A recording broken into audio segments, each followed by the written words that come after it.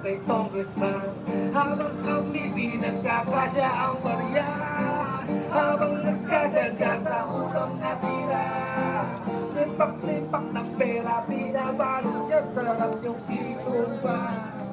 Para daw kay Congressman, kami iniulat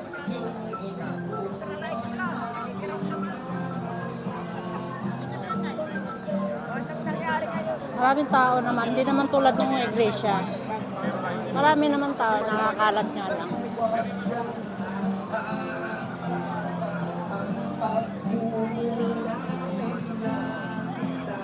Ayan.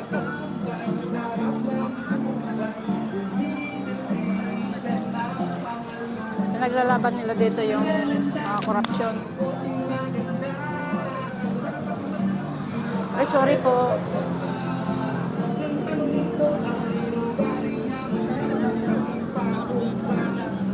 galing daw kay Congressman. Habang kami pinagkakasya ang barya, habang nagtsatsaga sa ulo na tira, lipak-lipak na pera, binabalot niya, sarap ipatumba.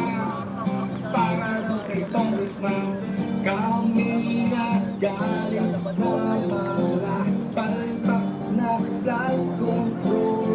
Kung sa may-amin ayaw umangin, kahit na sa harap na amin, sa hanggang harang sa ang pag-iurahin lang kita.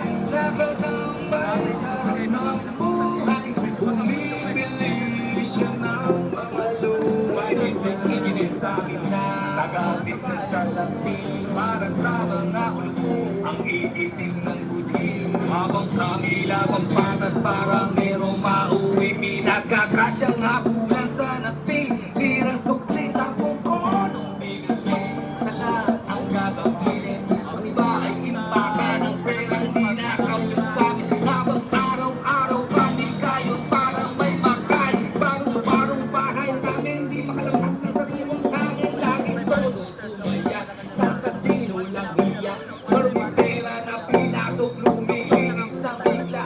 Wawasakin ang daan, may proyektong nakaligo, palulubogin ang bilyon, komisyon ng milyong piso. Wag na biglang ulan, kawawa ang mamamayan, kaming binulunok ng bahay sa kagawaan ng ilan. Ngayon sino sa inyo ang sawa na sa kanila? Bilang dapat puro boses, lahat ay kumaksyon na tara. Pinangalanda ng mga kotse maganda, sarap ang balusin ng bakit ang palaba.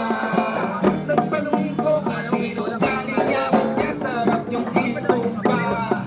Galing daw kay Congressman. Habang kami pinagkakasya ang barya, habang nagtsatsaga sa ulaw na tira, limpak-limpak na pera, binabalot niya, sarap yung itumba. Para daw kay Ang pinaglalaban po nila guys ay yung korupsyon na dapat matigil na at mag-resign na si Presidente. Magkabilang panig, gusto nila na mag-resign na para matigil na yung korupsyon, matigil na yung mga nangyayari para din to sa kapayapaan ng lahat. Kaya sana mag-resign na lang sa kanilang dalawang panig para wala ng problema, di ba? Yun lang pinaglalaban nila talaga. Marami naman tao, wala sila sa grandstand, dito lang sila sa sa gilid ng sa labas ng grandstand. Ayan guys. Kaya tayo na.